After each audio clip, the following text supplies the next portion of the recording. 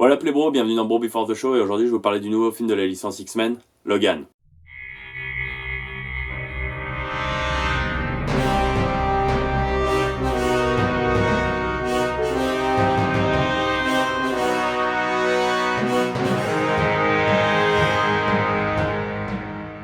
Donc Logan, comme je vous disais, c'est le nouveau film X-Men réalisé par James Mangold à qui on doit le dernier Wolverine, le combat de l'immortel et Night and Day. Le film est donc centré sur le personnage phare de la licence, Wolverine. C'est donc le troisième film consacré à ce personnage-là, des comics Marvel, et le 10e de la licence X-Men. Il marque surtout la dernière apparition de Hugh Jackman en Wolverine et Patrick Stewart en Professeur Xavier. N'oublions pas que les films X-Men sont produits par la 20th Century Fox, et ce n'est donc pas des films des studios Marvel, ce qui est assez différent. Dans les années 90, Marvel était bien loin du super groupe éditorial qu'il est devenu, et donc pour sauver les meubles et les finances, l'éditeur avait alors donc vendu à tour de bras les droits d'adaptation de ses personnages les plus populaires à différents studios. On retrouve donc Spider-Man qui a été accaparé par Sony et les X-Men par la 20th Century Fox. Malgré la perte de ces personnages, Marvel a eu la main heureuse. Des personnages de second plan comme Iron Man, Captain America ou pire encore les Gardiens de la Galaxie sont devenus des machines à blockbuster comme les autres. Si Sony, après plusieurs échecs, va rendre peu à peu l'homme araignée à la maison des idées, la Fox a encore la main sur les X-Men et compte bien les garder. Ainsi, X-Men Day of Future Past et Avengers l'ère d'Ultron laissaient les spectateurs indécis. Deux personnages apparaissent sous le nom de Quicksilver, mais sont interprétés dans les films par des acteurs différents, respectivement Evan Peters et Aaron Tyler Johnson. Le personnage avec sa sœur, la sorcière rouge, a été associé dans les comics des X-Men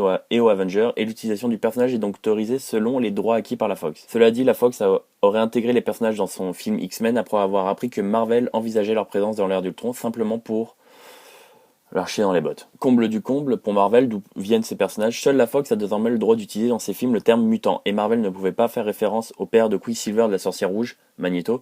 Une histoire de super pouvoir acquis par modification génétique et autres injections de substances alors a été créée pour contourner ces interdits et expliquer la naissance des jumeaux. Une modification des origines des personnages est même intervenue dans les comics, histoire de se débarrasser de Magneto. L'influence des relations entre les studios sur la production éditoriale va loin, tandis que Century Fox tente de relancer la franchise 4 Fantastiques. Marvel mettait fin à la série des comics et supprimait les personnages de certains produits dérivés. Les X-Men seront encore du côté de la Fox pour quelques années, c'est ce qui en fait des cibles à éliminer. La série Extraordinary X-Men révèle ainsi que les mutants sont menacés par, pour faire court, une sorte de virus mortel, un virus provoqué par les Inhumans, des individus modifiés par une force extraterrestre. Et Marvel prévoit un film Inhumans en 2019. Donc pour la petite histoire, on se retrouve donc en 2029. Logan a laissé son costume de Wolverine au placard pour celui d'un chauffeur de limousine un peu porté sur l'alcool. La race des mutants a disparu et ceux qui restent sont pourchassés sont toujours considérés comme des criminels. Et donc on retrouve un Logan caché au Mexique, malade, ses pouvoirs se diminuent de plus en plus, donc il n'y a peu l'auto-guérison. L'adamantium le fait de plus en plus mal, genre en impression d'une sorte de cancer. Il s'occupe donc d'un professeur Xavier très vieux et un peu gaga, qui prend beaucoup de médocs pour pouvoir calmer ses pouvoirs parce que la dernière fois qu'il les a utilisés, ça a eu beaucoup de répercussions, donc beaucoup de blessés et beaucoup de mutants décédés. Logan va découvrir une société tenue par Xander Rice qui cherche à créer des mutants pour en faire des machines de guerre. Toujours un peu la même histoire, comme il y a eu un peu dans le premier Wolverine avec le Deadpool un peu pourri joué par le Ryan Reynolds à ce moment-là. Il va rencontrer donc Laura, une Mexicaine, qui est un cobaye dans cette société et qui a des pouvoirs similaires à ceux de Logan. Et donc pourchassé par cette société, Logan va la prendre sous son aile pour pouvoir l'emmener à un certain endroit qu'on appelle l'Eden. Donc pour ma part, j'ai beaucoup aimé le film. C'est vraiment une très belle histoire, en point positif. Vraiment une très belle histoire, on a vraiment un Logan très vieux, très badass, très fatigué par l'histoire. C'est un très bon film pour pouvoir clôturer le personnage de Wolverine avec le professeur Xavier un peu bof. Enfin, j'ai toujours vu le professeur Xavier comme le grand chef. C'est le seul point négatif que je mettrais, c'est un peu une diminution du rôle de professeur Xavier.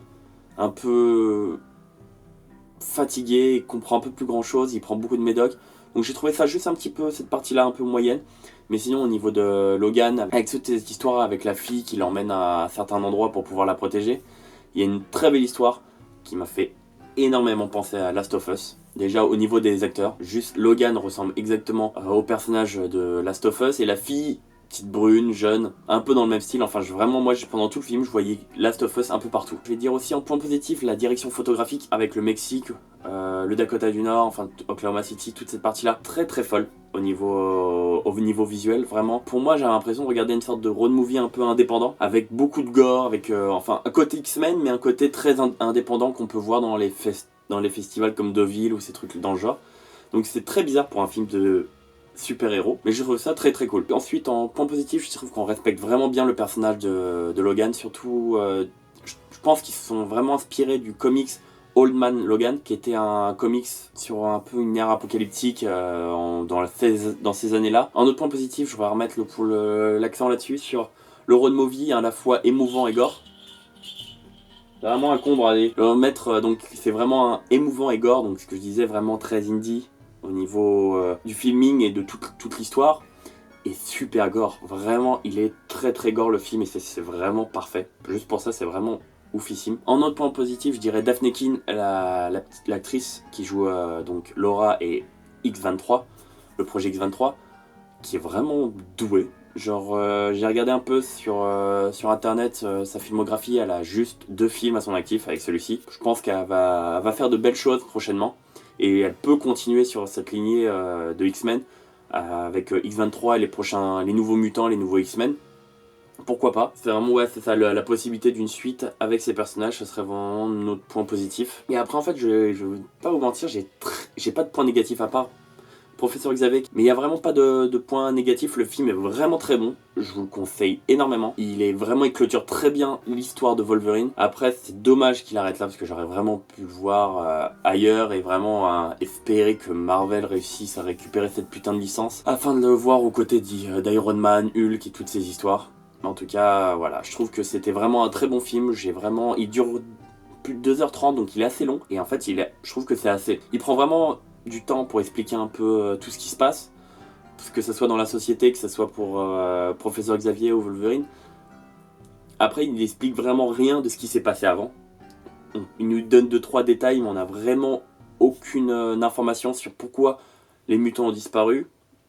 Pourquoi, enfin, on se doute un petit peu, mais on n'en sait rien du tout. Donc ce qui est bien aussi, c'est qu'on peut imaginer sa propre version de ce qui s'est passé avant, au lieu de tout nous placer un peu n'importe comment. Mais vraiment, ils ont fait quelque chose d'assez intéressant au niveau du film. C'est surtout moi, vraiment, le truc que je vais retenir, c'est vraiment, j'ai un sentiment de film indépendant, très beau visuellement et très bien joué. Donc c'est pour ça que je vous conseille vraiment d'aller le voir. Et sur ce, je vous souhaite une bonne soirée. Ciao. I need the girl. What girl?